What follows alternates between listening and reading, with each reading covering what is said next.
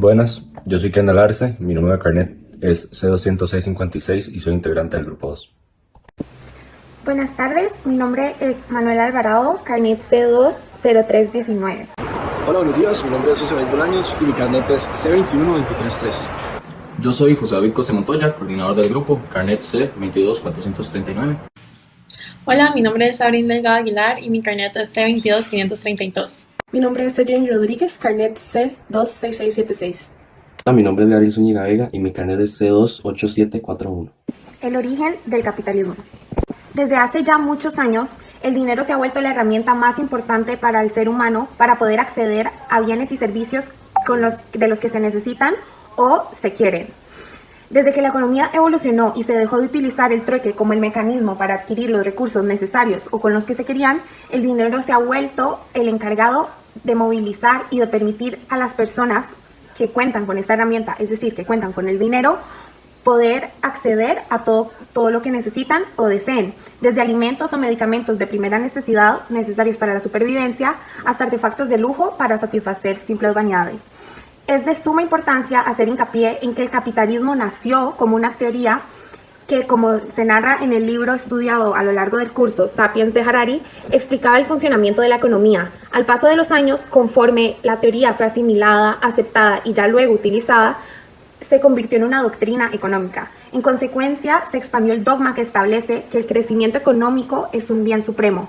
Y este pensamiento expone que la riqueza de una persona potencia el desarrollo económico de los demás, es decir, de sus empleados.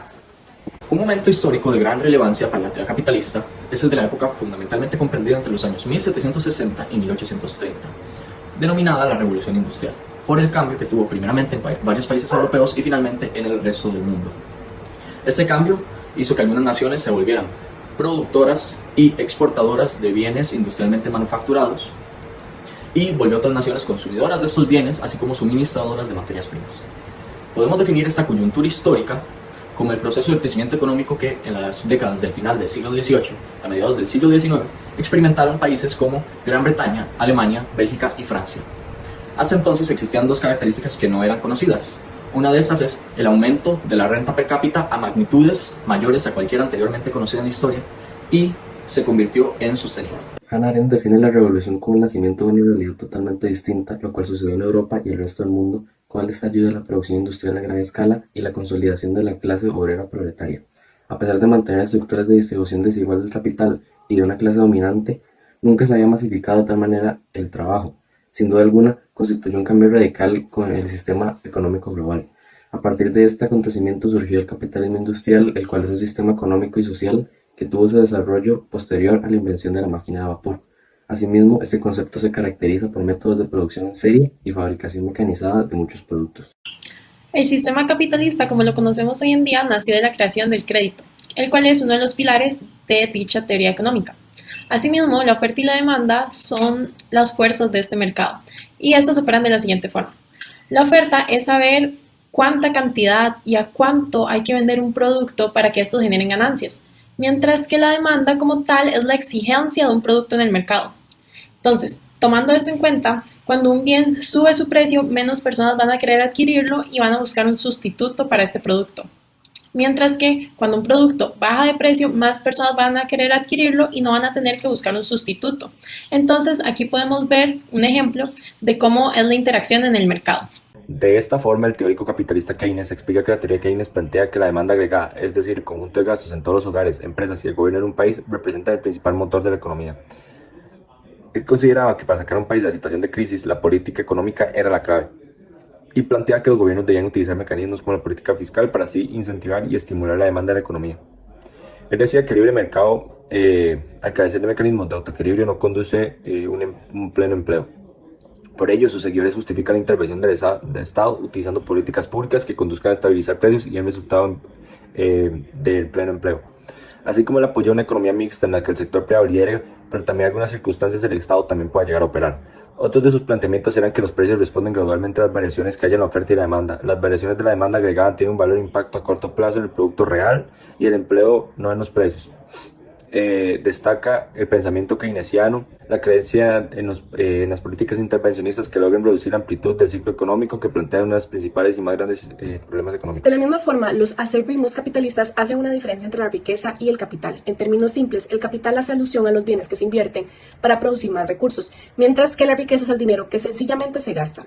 Asimismo, este grupo de personas cuenta con el pensamiento de que la política no debe influir sobre el capital. En consecuencia, se desarrolla el liberalismo económico, un concepto que afirma que la economía de mercado constituye la mejor manera de garantizar el crecimiento económico y de mejorar el nivel de vida de la población de una sociedad dada. En adición, el libre cambio es la doctrina económica opuesta al proteccionismo, es decir, su objetivo es la eliminación de las trabas estatales al comercio, como los aranceles y las cuotas, en la cual la actividad económica debe desenvolverse sin la intervención del Estado, basada únicamente en el interés individual y en el principio de la oferta y la demanda. Tiene como prioridades la baja de precios y la solución automática de la crisis. El capitalismo en tiempos actuales ha sido considerado como el sistema económico hegemónico mejor aplicado a nuestras sociedades y con el mayor número de cualidades. Sin embargo, esta concepción de perfección puede ser atribuida a la clase económicamente dominante, quienes encuentran comodidad refugiados en este sistema de distribución y producción de bienes. Sin embargo, cuneta con carencias graves que usualmente afectan a las partes más pobres de la población. El capitalismo carece de un sentido de igualdad, premia y favorece a las personas con mayor riqueza, a quienes conectan con fortunas tan extensas como para convertirse en patrones o empleadores, o simplemente invertir su capital en el sistema financiero. Este favoritismo pone en desventaja a los sectores que no cuentan con tales medios, dificultando sus oportunidades de alcanzar cierto nivel de calidad económica. En cuanto a deficiencias más técnicas, podemos mencionar cómo ciertas figuras ponen en aprietos al sistema. Por ejemplo, los salarios de eficiencia. ¿Qué sucede cuando las personas ganan por encima del nivel del equilibrio del mercado, causando una disminución en el número de personas contratadas? De igual manera, los sindicatos constituyen una problemática para el interés económico de ganancias, pues al permitir la asociación de empleados, estos poseen cierto respaldo ante ciertas injusticias, así como ciertas exigencias de derechos. En promedio, los trabajadores sindicalizados poseen un salario mayor, lo que en términos capitalistas se traduce como una reducción del margen de divisas para el empleador. El modelo capitalista carece de un interés social y de una distribución equitativa de la riqueza, ya que concentra y sistemáticamente favorece la acumulación de bienes en las manos de unos pocos cuantos. Su único interés y preocupación es el generar la mayor cantidad de divisas posibles para favorecer el mercado. Este deseo de aumentar el capital usualmente no mide consecuencias. La explotación desmedida de recursos que lleva al estado de emergencia climática actual, así como el aumento de la brecha entre ricos y pobres, podrían parecer resultados de este desinterés. Sin embargo, el sistema económico es el sistema económico global dominante, al cual estamos sujetos todos los miembros de la sociedad. A pesar de que la desigualdad parece ser un tema o un punto común a lo largo de la historia de la humanidad, no debe por qué ser normalizada. Al contrario, todas las personas deberían luchar por los ideales de igualdad y derecho para todos. Recabe al final en los hombros de nosotros, los humanos, en determinar la verdadera eficacia de este modelo, así como de ser críticos con las desventajas que este conlleva, poniendo como fin el bienestar de todos antes que el de unos pocos.